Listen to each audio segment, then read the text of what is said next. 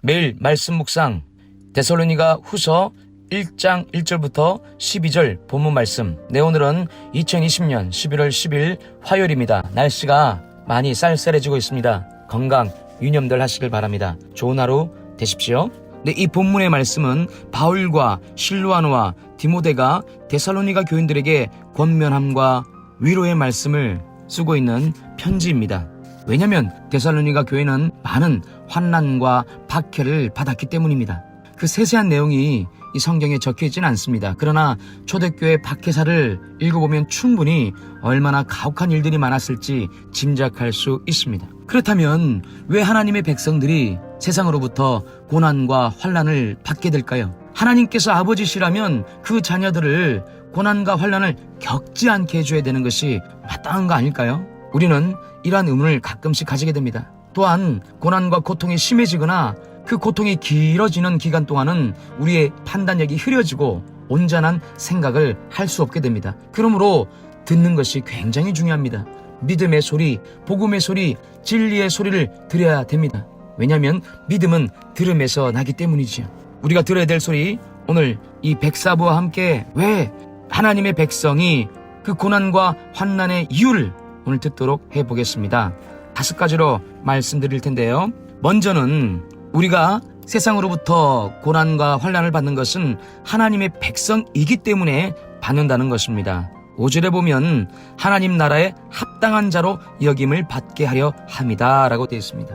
이 고난과 환난을 세상으로부터 받는 것이 하나님의 백성의 증표, 사인, 표적이라는 것입니다. 하나님의 백성은 의로운 자들입니다. 하나님의 백성은 진리를 갖고 있는 자들입니다. 그러므로 세상의 사람들, 성경에는 외인들, 이방인들, 염소 이런 여러 가지 표현들을 쓰는데요. 그 세상에 속해 있는 사람들에게는 이 하나님의 백성들이 절대 이해가 되지 않습니다. 그냥 이유 없이 미워 보이는 겁니다. 그 작은 미움과 시기와 혐오들이 자꾸 쌓여지고 결국 그게 꼬투리가 잡혀서 까닭없는 고난과 환난을 당하게 합니다.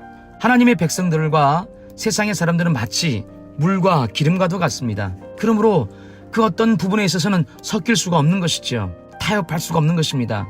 그러므로 여러분이 지금 고난과 환난을 당하고 있는 때라면 의아해 여기지 마시고 이제는 하나님의 백성이구나 라는 증거로 삼고 위안을 받기를 바랍니다. 두 번째로 왜 우리가 고난을 받는가, 그리고 그 뒤에 어떻게 되는가 성경은 약속하고 선언합니다. 6절에 보면 환난을 받게 하는 자들에게는 환난으로 갚으신다. 하나님은 공의로우시지요. 만약 하나님의 백성인 여러분들이 까닭 없이 환난과 고난을 받게 하는 사람이 있다면 하나님께서 그것을 다 기록하시고 기억하신다는 겁니다. 그리고 예수 그리스도 재림의 때에 그 환난을 당하겠던 그 악인들을 하나님께서는 직접 심판하신다는 것이죠. 이것이 우리에게 큰 위로와 소망이 되는 것입니다. 세상에 법이 있고 질서가 있지만 교묘하게 그 법망을 피해가면서 하나님의 백성들을 괴롭히는 사람들이 많이 있습니다. 법의 보호를 받는 것이 마땅하지만 그렇지 못할 때도 인간사에 있다는 것입니다.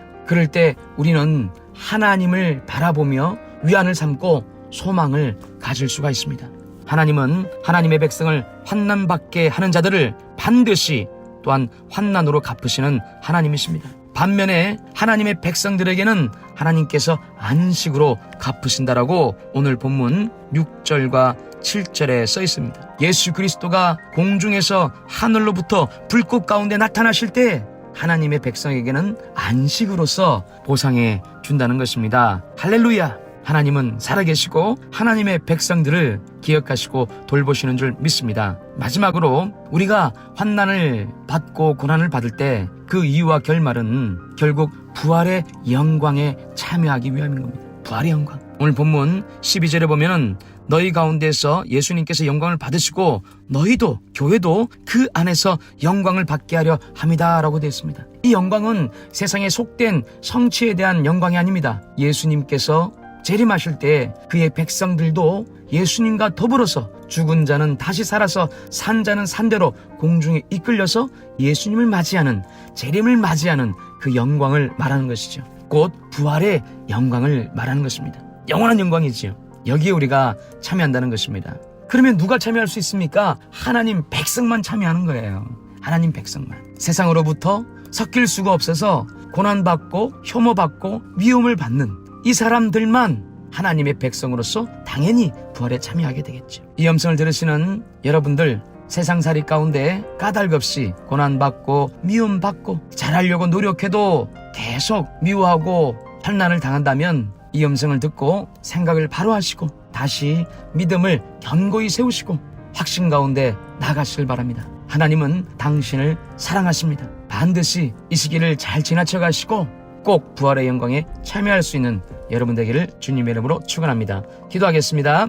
아버지 하나님, 우리가 환난 가운데 고통받는 것은 까닭없이 미움받고 시기받는 것은 다른 이유가 아니라 하나님의 백성이기 때문임을 말씀으로 듣습니다.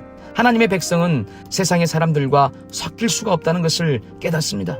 아버지 하나님, 그러므로 고통받고 환난받는 하나님의 백성들이 있고 그 백성들이 이 음성을 듣고 있다라면 하늘 위로가 그들에게 있게 하여 주옵시고 의문과 의심을 멈추고 하나님의 백성이기 때문에 고난받는 것을 합당하게 여기고 부활의 영광에 참여할 것을 소망을 삼으며 환난 받게 하는 악인들을 반드시 재림의 예수님께서 심판하신다는 것을 기억하여 소망을 붙들고 살아갈 수 있는 하나님의 백성들 되게 하여 주옵소서. 감사하며 축복하며 예수님 이름으로 기도합니다.